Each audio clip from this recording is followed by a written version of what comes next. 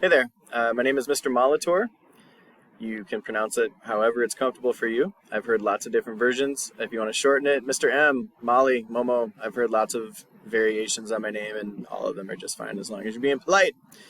Let's see. I teach ceramics, or Clay 1 and Clay 2 this year. I also teach photography down in room 131 in the C Circle. I've been known to teach some drawing or other courses on occasion as well.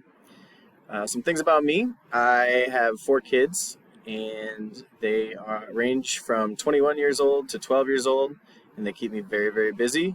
But in addition to time with them, I like to do canoeing, and I like to run. I love baseball.